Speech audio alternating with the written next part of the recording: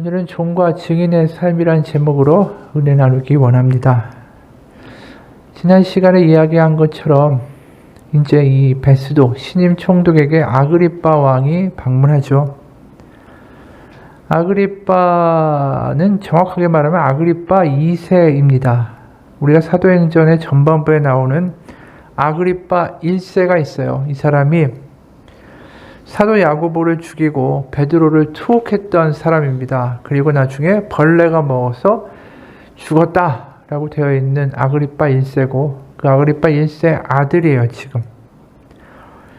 그러니까 지금 통치 지역이 베스도는 유대와 사마리아 지역을 다스리게 되고 이 아그리빠 2세는 갈릴리와 베레아 지방을 다스리는 분봉 왕이었습니다.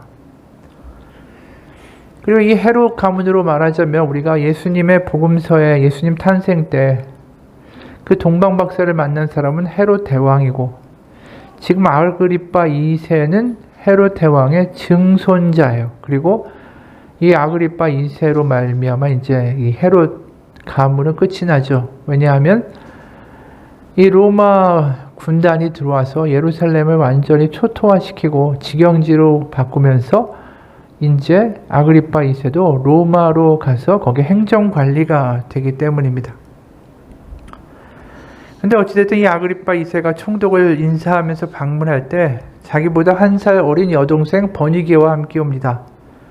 이 버니게라는 여자 자체가 굉장히 생활이 난잡한 여자였어요. 결혼을 2번 하고 이혼도 2번 했는데 이 두 번째 남편이 죽자 자기 동생인 헤롯 아그리빠 2세한테 와서 그 궁정에 머물게 됩니다.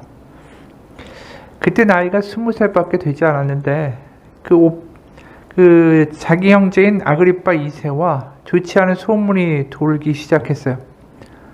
이 근친상간이라는 소문이 돌기 시작하니까 그 소문이 부담이 돼서 또 길리기아 지역의 폴레모 왕이라는 사람을 유혹해서 결혼을 했습니다. 하지만 얼마 안 가요. 얼마 안 가고 다시 왕궁으로 돌아옵니다. 그런데 이제 이번에는 아주 대놓고 왕비인 것처럼 행세를 하기 시작합니다. 그러니까 유대인들이 굉장히 싫어했어요. 이 근친상간의 관계로 왕비구실을 하고 있는 이 버니게를 싫어했죠. 그리고 이 여자는 그 이후에도 또 아주 파란만장합니다. 나중에 로마의 장군 티투스가 와서 이 사람이 나중에 황제가 되죠. 이 사람이 로마에서 와서 이제 예루살렘을 몰락시킬 때 그 티투스 그 사람의 그 정부가 돼요. 나중에 그 유대 출신이고 또 이방인이고 그러다 보니까 황제의 아내로서는 적합하지가 않기 때문에 결국 이제 정부로 살다가 결국 죽게 됩니다. 그러니까 좀 골치 아픈 사람들인 거죠. 아그리빠나 이 버니게나. 그래서 와가지고 이제 신임 총독 베스도를 방문하는데 어쨌든 간에 이제 아그리빠가 유대의 상황을 자기보다는 잘하니까 바울의 이야기가 골치 아프니까 꺼내고 그래서 이제 바울이 그 앞에 서서 아그리빠 왕에게 직접 자기의 이야기를 하는 대목이 오늘입니다. 바울이 먼저 말하죠. 자기는 굉장히 성실한 바리새인이었다. 5절에 보면 일찍부터 나를 알았으니 그들이 증언하려 하면 내가 우리 종교의 가장 엄한 파를 따라 바리새인의 생활을 하였다고 할 것이라. 당연히 바리새인이니까 율법도 잘 알고 하나님의 율법에 대해서 굉장히 열심히 있었다라는 것을 입증할 수 있는 사실이 그가 바리새인이었다라는 것이죠. 그런데 이런 바리새인이었던 자신이 지금 예수를 믿고 이렇게 된 것은 이제 그 이유에 대한 것들을 설명해야 되는 거죠. 어떻게 자신이 이렇게 변화가 되었는가. 근데 이제 간증을 시작하는데 6절에 이제도 여기서서 신문 받는 것은 하나님이 우리 조상에게 약속하신 것을 바라는 까닭이니 이 약속은 우리 12지파가 밤낮으로 간절히 하나님을 받들어 섬김으로 얻기를 바라는 바인데 하나님 계획의 성취가 이제 예수님에게 나타났다라는 것이죠. 12지파가 밤낮으로 얻기를 바란 거. 근데 그 약속이 이루어진 건 유대인들이 몰라서 결국은 핍박과 고소를 당하게 됐다. 그럼 이제 예수님에 대한 이야기를 하면서 8절에 당신들은 하나님이 죽은 사람을 살리심을 어찌하여 못 믿을 것으로 여깁니까? 사실은 자기도 못 믿었다라는 거죠. 그래서 나도 나사렛 예수 이름을 대적해서 많은 핍박에 앞섰었다. 그러다가 이제 다메섹으로 기독교인들을 이제 핍박하러 잡아오러 가는 길에 그 길에서 예수님을 만났다. 자신이 예수님을 만났던 경험을 또 이야기하죠. 빛이 있었고 말에서 떨어지고 이제 고꾸라져 있을 때 이런 음성이 있었다. 사울아 사울아 네가 어찌하여 나를 박해하느냐? 가시체를 뒷발질하기가 내게 고생이니라. 그리고 나타나신 분은 나는 네가 박해하는 예수다 라고 하셨다라는 거예요. 우리 이 대목을 보면서 우리가 이런 생각이 들죠. 이 사도 바울이 사울의 적에 자기 나름대로 하나님을 섬긴다는 열심이 얼마나 있던 사람이에요. 바리새인이었고 내가 가장 엄한 팔을 따라 살았고 그 하나님이 우리 12지파에 약속하신 것을 이루기를 간절히 바라던 사람이었고 이 종교적인 열심이 굉장히 특심이었다라고 이야기하죠. 그러다가 자신의 열심이 거꾸로 내가 그분을 박해했다라는 사실을 알게 돼요. 하나님이 하시는 일에 자기가 박해를 하고 있었다라는 것을 알게 되죠. 이게 뭐 비단 사울, 그러니까 바울의 이야기만은 아닙니다. 왜냐하면 우리도 하나님 안에서 열심히 하나님 뜻대로 살고 있다라고 생각할 수 있는데 그게 거꾸로 하나님의 마음을 아프게 하는 경우도 우리 가운데도 종종 있기 때문이에요. 마태복음 7장을 보게 되면 이런 말씀을 하시죠. 7장 3절부터 5절입니다. 어찌하여 형제의 눈 속에 있는 티는 보고 내 눈 속에 있는 들보는 깨닫지 못하느냐? 보라, 내 눈 속에 들보가 있는데 어찌하여 형제에게 말하기를 나로 내 눈 속에 있는 티를 빼라 하겠느냐?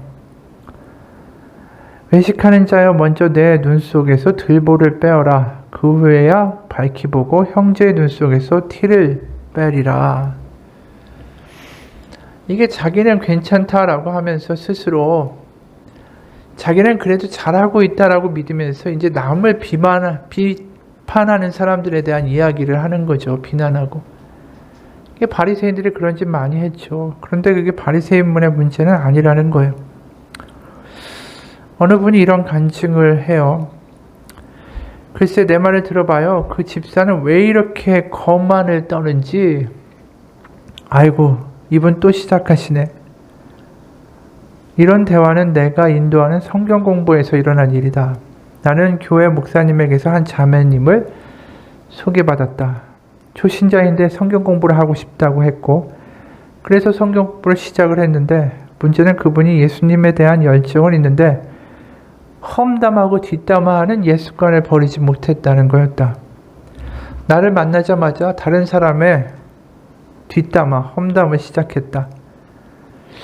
심지어 성경 공부 중에도 틈만 보이면 남의 험담을 하려고 했다. 초신자니까 그럴 수 있지라고 했지만 도가 지나쳤다. 조언하는 것도 조심스럽고 한계가 있었다. 나는 성경 공부하는 날이면 그래서 늘 아침 금식을 했다. 성령님께서 이 자매님에게 깨달음을 직접 주시기를 기도했다. 그런데 몇 주가 흘렀지만 여전히 험담으로 성경 공부를 시작하니까 마음이 참 심란했다. 험담을 계속한다는 건 말씀의 능력을 경험하지 못한다라는 뜻이고 그건 전적으로 양육을 맡은 내 책임이라고 느껴졌기 때문이다. 그날 공부를 마치고 저녁에도 금식하면서 주님의 얼굴을 구했다. 주님 어떻게 하면 좋습니까? 이 자매의 험담하는 모습을 고쳐주옵소서. 주님이 침묵하시는 것 같았다. 나는 더 주님을 부르며 도움을 구했다. 주님 비판하는 말보다 칭찬하는 말을 할 수 있도록 자매에게 사람들을 바라보는 주님의 눈을 주시옵소서. 근데 주님은 아무 말씀도 안 하셨다. 주님 이 자매가 남을 비판하는 습관이 있습니다. 고쳐주세요. 주님이 말씀하셨다. 너도 그런다. 나는 깜짝 놀랐다. 무슨 말씀이십니까? 주님 저를 잘 아시잖아요. 제가 남을 험담하지 않기 위해서 말수도 줄이고 심지어 험담을 피하기 위해 가까운 사람들도 피하다가 오해를 받은 적도 있는걸요. 잘 생각해보렴. 너와 너의 남편이 침대에 누워 무슨 말을 하는지. 그날 이후 나는 우리 부부의 침실 대화를 살폈다. 하나님이 옳았다. 나도 모르는 사이에 내가 험담을 하고 있었다. 다른 사람들과는 험담을 하지 않기 때문에 괜찮은 줄 알았다. 남편과 대화 중에 하는 작은 험담쯤은 아무런 문제가 되지 않는다라고 생각했다. 나에게도 남을 험담하는 모습이 있었다라는 걸 주님께 인정하고 주님 앞에 회개했다. 그랬더니 신기하게도 그 자매가 험담이 줄기 시작한 것이다. 은혜롭게 예배를 마친 후에 은혜롭지 못한 험담을 할 때마다 마음이 아팠다. 그래서 어떻게 하면 끝까지 은혜롭게 예배를 드릴 수 있을까 많이 고심했다. 내가 찾은 방법은 일주일 동안 주님이 베푸신 은혜를 기억하고 감사를 나누는 일이었다. 우리 아이들에게도 좋은 말을 하도록 부지런히 가르쳤다. 만약 네가 좋은 말을 할 수 없거든 아무 말도 하지 말렴. 그런데 이처럼 평상시 남을 험담하는 일을 극히 싫어한 우리 부부가 어째서 침실에서 우리끼리 아무렇지 않게 남 험담을 하게 되었을까? 그 누구보다도 우리가 서로 친하다는 이유 때문이었을 것이다. 사람들은 친밀함의 표시로 비밀스러운 얘기를 하기 좋아한다. 또 친해지고 싶어서 비밀스러운 얘기를 꺼내기도 한다. 그리고 그 비밀스러운 얘기거리를 대부분 제3자를 험담하는 데서 찾는다. 친밀함의 매개체를 굳이 남 이야기로 삼아야 했을까? 나는 남편과 함께 이 부분을 고쳐보기로 했다. 이 하나님 잘 믿고 성경 공부 인도하고 나름대로는 조심하며 잘 살고 있다. 그래서 그 험담하는 자매를 위해서 기도하다가 깨달은 건 자기도 험담하는 사람이었다라는 사실이에요. 우리가 참 이러한 함정에 빠질 때가 많죠. 누가 정말 마음에 안 들어요. 그래서 하나님한테 기도합니다. 저 사람이 뭐가 문제가 있습니다. 하나님 저 사람이 바뀌어야 되는데요. 그럼 하나님이 그러실지도 몰라요. 너도 저 사람하고 똑같다. 그런 경우가 실제로 많죠. 어떤 한 사람의 행동이 세 사람이 보고 있다고 칠 때 그 한 사람의 행동에 대해서 마음이 다 걸려하는 게 아니에요. 어떤 사람들은 그거에 대해서 전혀 개의치 않는데 그걸 보고 있는 세 사람 중에 한 사람은 그 일에 대하여 마음에 걸리는 사람들이 있어요. 왜 그럴까요? 그게 보이는 거예요. 딴 사람들한테는 안 보이는데 자기한테는 어떤 그 사람의 행동이 굉장히 눈꼴시게 보이는 거죠. 왜 그럴까요? 나에게 그런 모습이 있으니까. 내가 가진 상처나 내가 가진 어떤 그 행동들을 그 사람이 하고 있기 때문에 저런 행동은 저런 마음에서 나오는 거야. 저 마음은 나쁜 건데 아주 악한 사람이구만. 그걸 자기가 꿰뚫어 보고 있다라는 것이죠. 거꾸로 말하면 자기의 모습을 그 사람에게 그대로 투영하면서 그러니까 어떻게 보면 자기가 쓴 어떤 시나리오대로 저 사람이 그렇게 행동하니까 저 사람은 결론적으로 나쁘다. 그 마음이 아주 얄밉다. 그러면서 미워하는 거예요. 내 안에 가지고 있는 문제는 생각하지 않으면서 그 사람만 밉다라고 하는 것 자체가 하나님이 보실 때 어떨까 싶어요. 우리 공동체 가운데 가장 사실 쉽게 부딪히는 문제가 이거죠. 남을 비판하기는 잘하면서 자신의 있는 모습들을 바라보지 못하는 것. 내가 하나님의 일을 한다면서 누군가에게 상처를 주고 있는 것.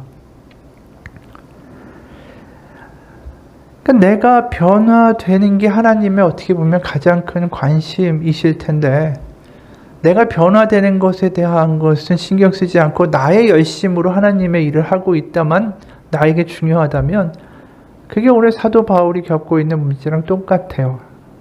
내가 주님의 마음을 아프게 하는 거고 거꾸로 가시채를 뒷발질하고 있는 헛짓을 하고 있다는 것이죠.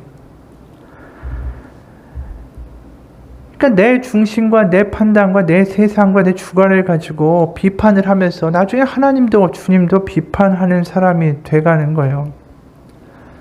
우리가 하나님을 믿으면서 가장 큰 변화가 일어나는 건 뭐냐 하면 긍휼이에요. 긍휼.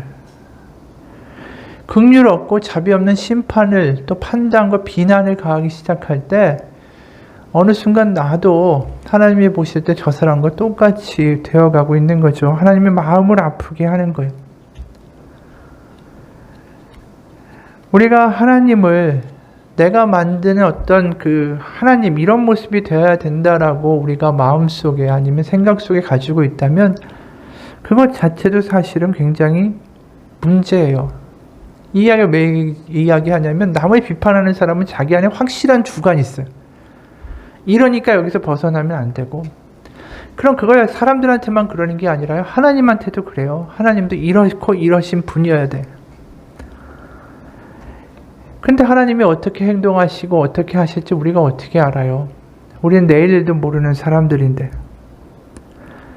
그러니까 하나님이 생각하고 비판하고 판단하는 게 아니라 우리가 해야 될 일은 하나님을 사랑하고 이웃을 사랑하는 일이라고 하시잖아요. 그러니까 거기에 길이 있는 거예요. 내 힘으로 내가 저 사람이 너무 밉다고 하면 하나님 제가 사랑할 수 있는 힘을 달라고. 그러다 보면 그 사람에 대하여 보이는 나쁜 면들이 나에게도 있다는 거 하나님 알게 하시고 또 하나님을 사랑하려고 하다 보면 내가 생각한 하나님의 어떤 그 전형적인 어떤 틀 하나님을 내가 상자에 가두는 어떤 행동들 이런 게 깨져나가는 거예요. 하나님이 옳습니다. 하나님이 옳습니다. 그 고백을 하면서 내가 아는 하나님이 얼마나 크신 분이신지 또 다른 차원의 하나님을 만나게 되는 거죠. 어느 대학의 졸업식장에서 학생들이 차례로 학위증을 받고 있었대요. 학생들은 학위증을 받은 후에 총장한테 악수를 하고 지나가는데 어느 학생이 한 손을 주머니에 넣고 한 손으로 졸업장 받고 총장에게 악수도 하지 않고 지나가는 겁니다. 이걸 보는 사람들이 수군거렸어요. 세상 참 많이 변했다. 저렇게 건방진 학생도 있으니까 한 손으로 졸업장 받고 악수도 하지 않고 4년 동안에 뭘 가르친 걸까? 그걸 듣고 있던 제 학생이 말했습니다. 그게 아닙니다. 저분은 한파를 읽고 대신 의족을 하고 4년 동안 훌륭하게 학교를 다닌 분입니다. 그러자 보이는 대로 비난했던 축하객은 얼굴을 붉히며 함부로 말을 한 걸 부끄러워했다라는 것이죠. 우리가 보이는 게 다가 아니다라는 거예요. 우리가 비판하고 판단하는 걸 멈추는 것만 해도 그리고 사랑하려고 애쓰는 것만 해도 우리에겐 가장 큰 변화가 일어나고 있는 거예요. 그럴 때 하나님의 마음을 아프시지 않게 하는 거예요. 그게 하나님의 뜻대로 살아가고 있는 거죠. 지금 사도 바울이 지금 핍박하러 다닐 때 하나님은 이런 분이어야만 한다라는 하나님에 대한 아주 확실한 자기만의 주관이 있었어요. 그리고 종교적인 열심으로 그 주관에 따라서 모든 걸 다 가차없이 쳐내고 그러니까 기독교인들을 잡아 죽이려고 하는 거죠. 그러니까 그게 다 결국은 뭡니까? 자기 열심으로 하는 사람들을 결국 가시체를 뒤로 차는 헛고생하고 있는 거예요. 그리고 언제까지 그렇게 살 거니 주님이 우리를 보시면서 얼마나 답답해 하시겠어요. 엿가락의 기도라는 글을 쓴 소설가 최인호 씨가 있어요. 이분이 이제 돌아가셨죠. 이분이 이런 글을 썼습니다. 병세가 심각한 상황에 이르렀을 때 문득 제 머릿속에 떠오른 성경 구절은 다음과 같은 것이었습니다. 구하라 받을 것이라, 찾으라 얻을 것이다, 문을 두드리라 열릴 것이다, 누구든지 구하면 받고 찾으면 얻고 문을 두드리면 열릴 것이다. 마태복음 7장 7절이죠. 이것은 무기력한 제가 선택할 수 있는 유일한 희망이었습니다. 문을 두드리는 길은 기도뿐이었고 제가 찾고 구할 수 있는 대상은 오직 기도를 통한 주님뿐이었습니다. 저는 미친 듯이 기도에 매달렸습니다. 그러나 기도에 열중하여도 좀처럼 제 가슴에는 평화가 깃들지 않았습니다.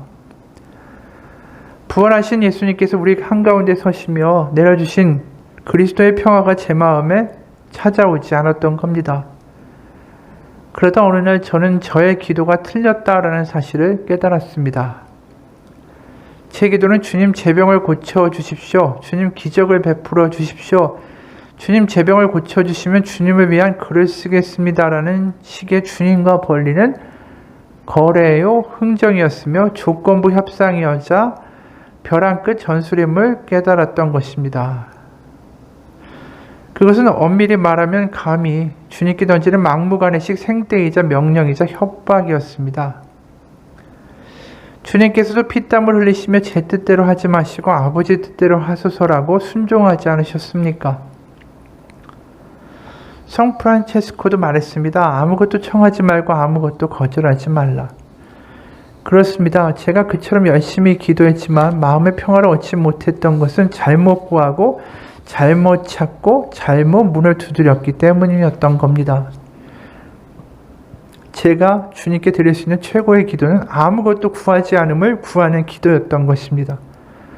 십자가의 성 요한이 이렇게 말했습니다. 모든 것을 맛보기에 다다르려면 아무것도 맛보려 하지 말라. 모든 것을 얻게 이르려면 아무것도 얻으려 하지 말라. 모든 것이 되게 이르려면 모든 것이 되려고 하지 말라. 모든 것을 알게 이르려면 모든 것을 알려고 하지 말라. 바로 그 무렵 추기경께서 저한테 전화를 주셨습니다. 그리고 단 한마디만 제게 전하셨습니다. 베드로 형제님, 하나님을 믿으세요. 저는 깨달았습니다. 하나님을 믿는다 하면서도 정작 하나님을 믿지 못했던 겁니다. 주님께서도 분명히 못 받고 있지 않습니까? 너의 아버지께서는 구하기도 전에 벌써 너에게 필요한 것을 알고 계신다. 마태복음 6장 8절. 제가 그토록 기도했으면서도 마음의 평화를 얻지 못했던 것은 제가 구하기 전에 이미 필요한 것을 알고 계시고 이를 구해주시는 아버지 하나님을 믿지 못했기 때문입니다. 요즘 저의 기도는 엿가락 기도로 바뀌었습니다. 주님, 이 몸은 목판 속에 놓인 엿가락입니다. 그러하오니 저를 가위로 자르시던 엿치기를 하시던 엿장수이신 주님의 뜻대로 하십시오.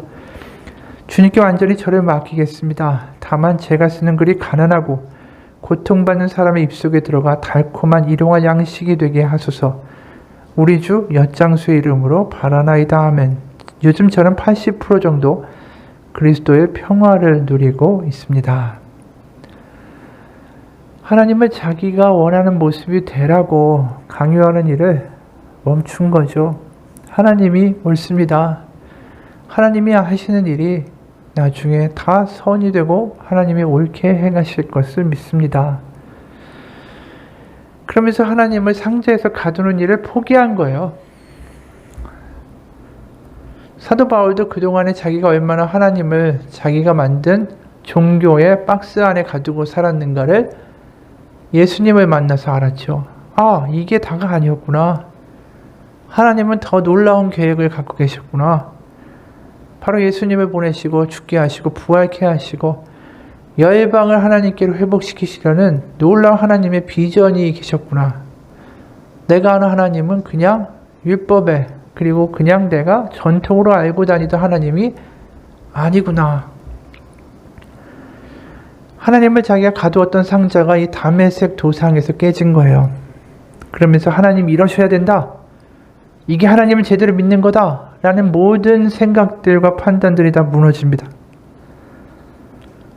어떻게 보면 자신의 생각과 자신의 판단이 깨어진 이후에 그는 그때서야 하나님의 종이 되고 증인이 될 준비가 된 거예요.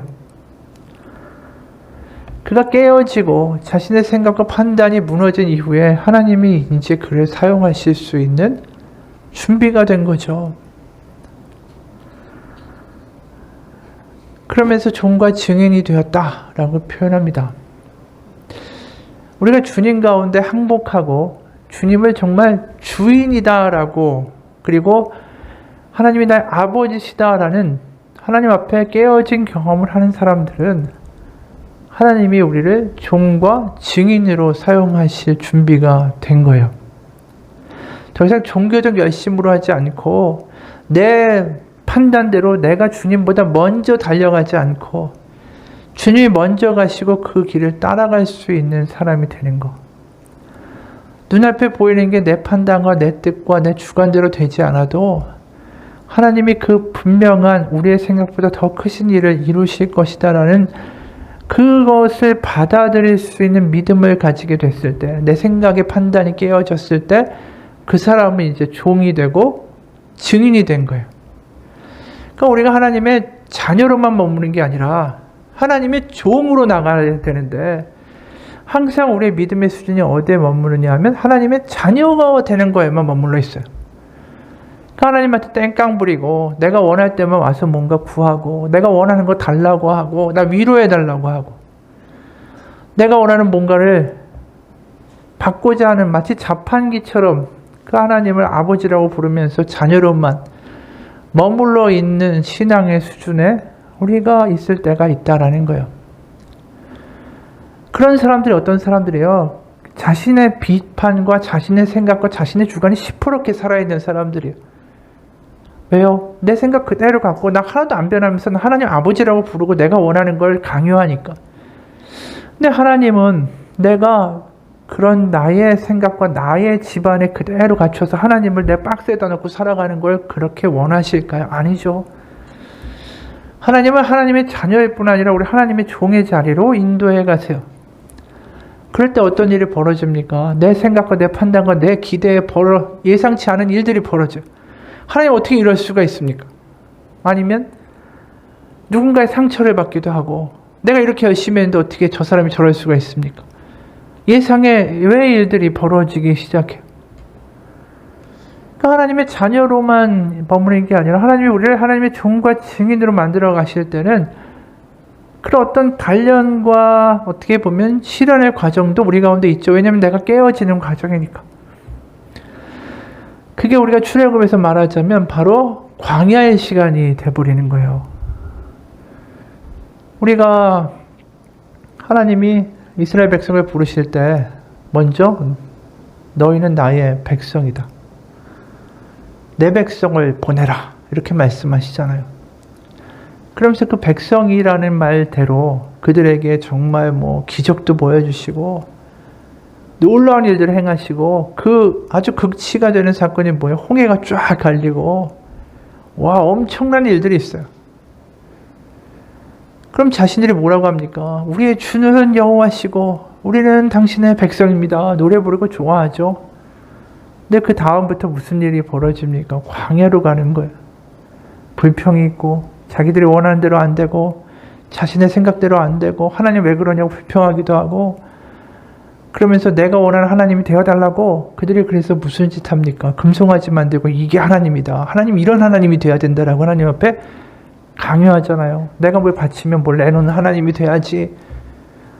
나는 거래의 하나님을 원하지.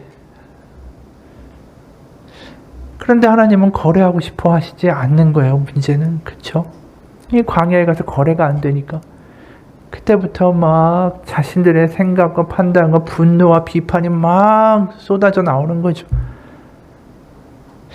그러면서 그 광야의 시간을 지나가면서 그들이 결국 가나안에 가게 되면서 가나안에 갈 때 그들이 어떤 고백을 하게 됩니까? 십계명을 인정하는 하나님의 백성이 되죠. 하나님밖에 없습니다. 하나님이 옳습니다. 하나님을 하나님 되시게 할 수 있는 사람들로 빚어가셔요. 그래서 가나안에 들어갈 때 어떠한 일이 생깁니까?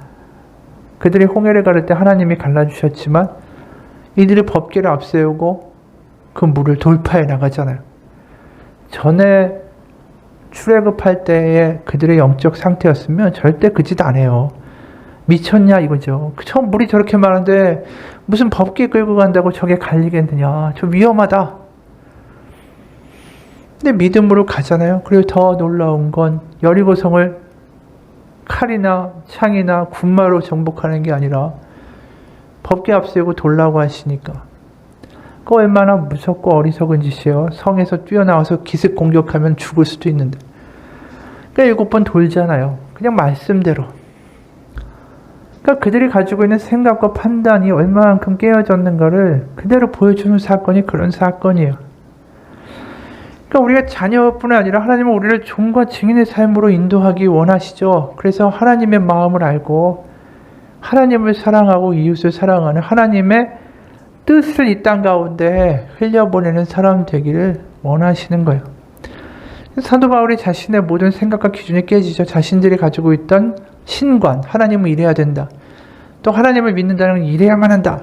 다 박살나요. 그리고 나서 종과 증인이 됐는데 16절에 일어나 너의 발로 서라. 내가 너에게 나타난 것은 곧 내가 나를 본 일과 장차 내가 너에게 나타날 일에 너로 종과 증인을 삼고자 함이니. 그럼 이미 이야기한 대로 종과 증인이 된다는 건 뭐가 전제가 되죠? 하나님이 옳습니다. 하나님밖에 없습니다. 하나님이 하시는 것이 맞습니다. 그러면서 17절 18절에 이렇게 이야기해요. 이스라엘과 이방인들에게서 내가 너를 구원하여 그들에게 보내어 18절 그 눈을 뜨게 하여 어둠에서 빛으로 사탄의 권세에서 하나님께로 돌아오게 하고 죄사함과 나를 믿어 거룩하게 된 무리 가운데서 기업을 얻게 하리라 하더이다. 이게 바로 종의 할 일이에요. 이게 우리가 지금 새벽 기도를 이사야를 해나가고 있잖아요. 이사야 40장 이후부터 쭉 나오는 것 중에 많이 나오는 게 뭐죠? 여호와의 종의 할 일이에요. 결국 하나님의 아들 예수 그리스도가 그 일을 성취하셨고 우리 역시 여호와의 종이 되고 하나님의 종이 되어 그 일에 참여하도록 요구받는다라는 거죠. 그래서 지금 사도 바울이 이야기한 어둠에서 빛으로 사탄의 권세에서 하나님께로 돌아오게 하고 죄사함과 나를 믿어 거룩하게 된 무리 가운데 기업을 얻게 한다. 이 말씀이 그냥 나온 게 아니라 이사야 42장 16절의 말씀을 약간 바꿔서 그대로 이야기한 거예요. 이사야 42장 16절에 보면 내가 맹인들을 그들이 알지 못하는 길로 이끌며 그들이 알지 못하는 지름길로 인도하여 암흑이 그 앞에서 광명이 되게 하며 구분대를 곱게 할 것이라. 내가 이 일을 행하여 그들을 버리지 아니하리니라. 그러니까 결국 예수님이 이사야의 예언을 성취하시는 여호와의 종이 되실 뿐 아니라 우리도 그 일이 뭐예요? 생명을 주고 빛을 전하고 자유케 하는 일에 참여하도록 부름받았다. 이렇게 이야기하고 있는 거예요. 그러니까 예수님이 하신 일이 사실은 우리가 요새 하고 있는 새벽 기도의 이야기와 굉장히 밀접해요. 실제로 우리가 누가복음 4장에 보면 여러 번 얘기했잖아요. 예수님이 이 땅에 오셔서 내가 이 일을 하리라 자신의 사명에 대해서 이야기하실 때 뭐라고 하셨어요? 이사야, 그러니까 우리가 누가복음 4장 17절 보면 거기에 뭐라고 적혀 있습니까? 선지자 이사야의 글을 들이거늘 책을 펴서 읽으시니 주의 성령이 내게 임하셨으니 이는 가난한 자에게 복음을 전하게 하시려고 내게 기름 부으시고 나를 보내사 포로된 자에게 자유를 눈먼 자에게 다시 보게 하며 전파하며 눌린 자를 자유롭게 하고 주의 은혜를 전파하게 하셨음이라. 이 구절이 이사야 61장의 구절을 그대로 인용하신 거예요. 결국 하나님이 우리를 종으로 쓰시기 원하세요. 그건 뭐냐 하면 내가 내 생각에 갇혀서 내가 원하는 것만 받아내는 거래의 대상으로서 하나님을 믿는 게 아니라 이제 하나님이 주시는 생명을 전하고 해방을 전하고 어둠 가운데 빛을 주는 하나님의 종이 되도록 우리를 부르셨다라는 거예요. 그 일을 예수님이 하셨고 우리 역시 그 일에 참여하도록 부름받는다. 그래서 우리가 내가 정말 아무것도 아니라고 하고 내 생각과 내 판단과 내 주관이 사라질 때 하나님은 우리를 놀랍게 내가 생각지도 않은 곳으로 인도해 가시고 우리를 통하여 내가 생각하는 것보다 더 큰 일을 하시기 시작한다라는 겁니다. 종이라는 건 이런 삶이에요. 그 유리창 3개가 있습니다. 아름다운 방에 유리창 3개가 있어요. 첫 번째 유리창은 표면이 울퉁불퉁하고 군데군데 더럽기도 했습니다.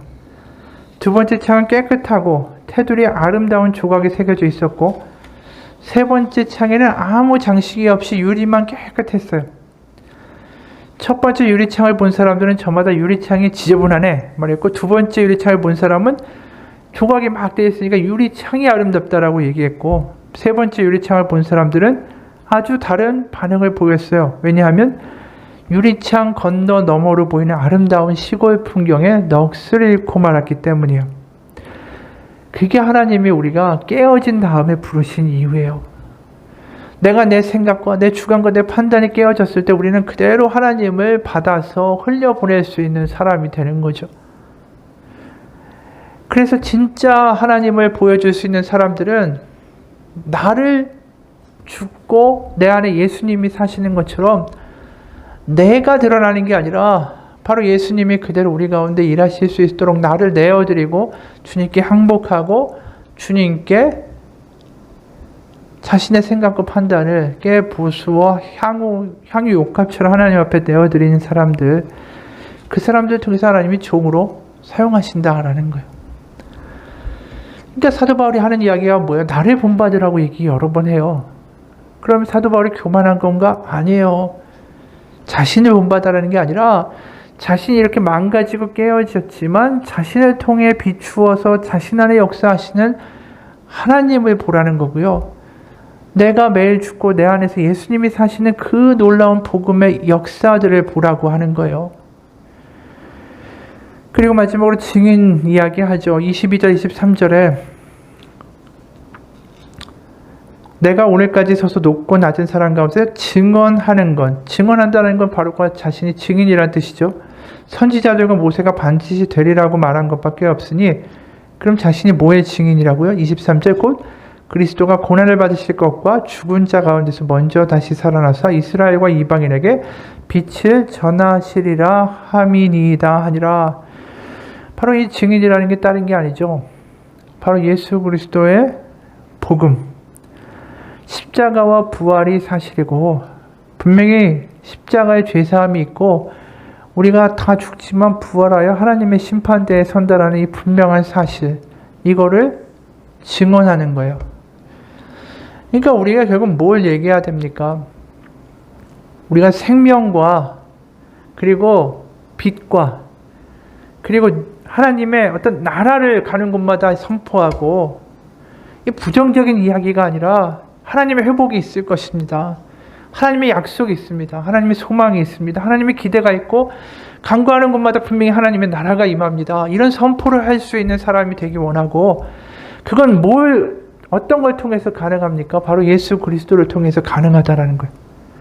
그것이 우리 가운데 당당하게 외칠 수 있는 건 바로 예수 그리스도 때문이에요. 예수님이 우리 가운데 오셔서 죽고 부활하심으로 우리가 예수님의 삶 가운데 참여할 수 있는 능력을 얻었고, 성령으로 말미암아 우리가 그분이 하신 일에 동참할 수 있도록 부름받았고, 바로 예수 그리스도의 복음으로 말미암아 우리는 세상에 나가 생명과 빛을 줄 수 있는 사람이 되었다. 이게 종과 증인의 삶이에요. 그러니까 예수님을 우리가 정말로 믿는다면 생명 줄 수 있는 사람이 되고 회복과 소망을 줄 수 있는 사람 되어야 하는 것이 마땅한 거죠. 왜? 내 근거 있는 게 아니니까. 내가 볼 때는 아닌 것 같고, 내가 볼 때는 이건 뭐 아니고 잘 안 될 것 같고 비판적이고 냉소적일 수 있는데, 내가 볼 때는 그렇죠. 근데 내가 보는 게 중요하겠어요? 아니잖아요. 하나님이 하실 거잖아요. 우리의 선한 아버지가 하나님의 뜻 가운데, 하나님의 이정표 가운데 하나님이 하실 겁니다. 지금 눈앞에 보이는 비극이 비극으로만 끝날 게 아니라 분명히 하나님이 이 일을 통해 다른 일을 또 이루실 것을 믿습니다.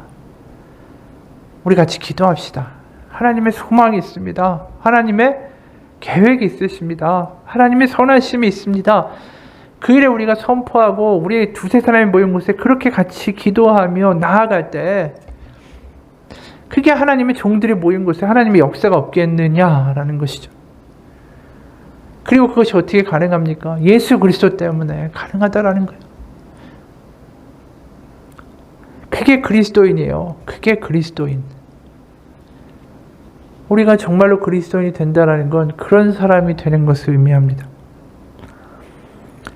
미국에 상원 의원이 있었대요. 그 상원 의원의 아버지는 목사님이었는데 이 연로한 목사님이 워싱턴에 있는 아들의 집을 방문하게 됐습니다. 아버지 목사님이 워싱턴에 머무실 때 하루는 저녁 때 남미 출신 한 외교관이 상원 의원의 집을 방문하게 됐어요. 이 목사님 아버지가 이 저녁 예배에서 큰 감동을 받고 아들 집에 들어오시다가 외교관을 만났습니다. 그리고 대뜸 물었어요.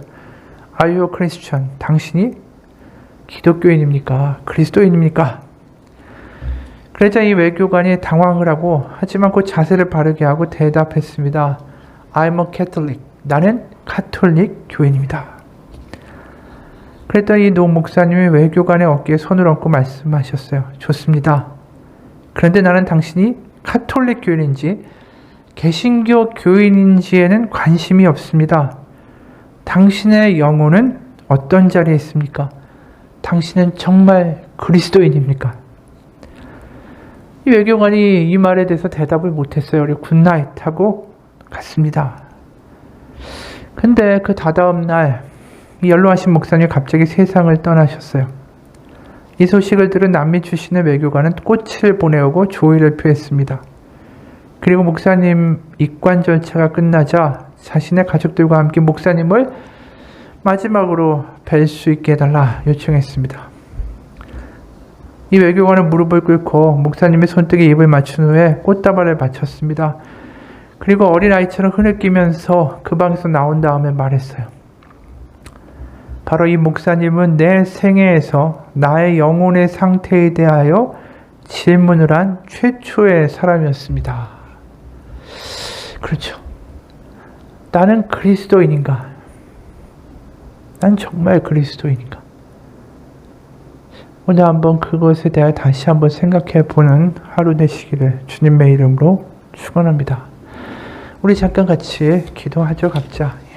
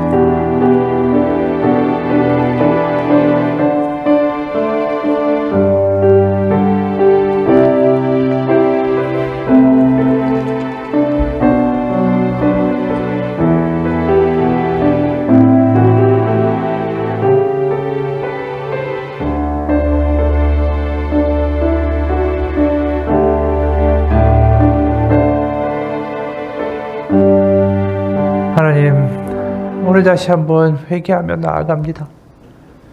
분명히 생명을 주고 회복을 명하고 소망을 이야기하여야 할 그리스도인의 능력과 자격과 하나님의 기름 부으심이 있음에도 불구하고 어르던 내 판단과 내 생각에 빠져 불평과 낙담과 실망과 조롱과 냉소에 빠져 있다면 하나님, 우리가 그리스도인인지 다시 한번 생각해 보게 하여 주옵소서.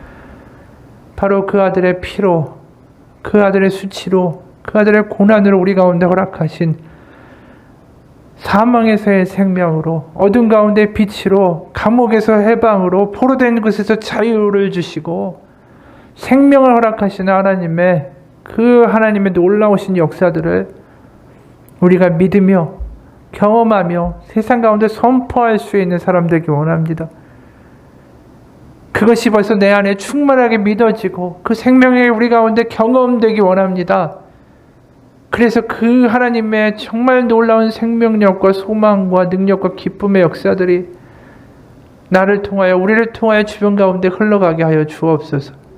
부정적인 것들과 염려들과 근심과 두려움과 냉소주의가 우리 가운데 떠나가게 하시고 예수 그리스도의 보혈의 능력으로 부활의 능력으로 오늘 바로 종에게 허락하신 능력을 우리 가운데 부어 주옵소서. 우리가 그리스도의 종으로 증인으로 그래서 그리스도인으로 세상 가운데 빛을 발하는 빛의 자녀로 살아갈 수 있도록 하나님 붙들어 주시고 능력 주시고 성령으로 충만케 하여 주옵소서. 살아계신 우리 주 예수 그리스도의 이름 받들어 기도합니다. 아멘. 하늘에 계신 우리 아버지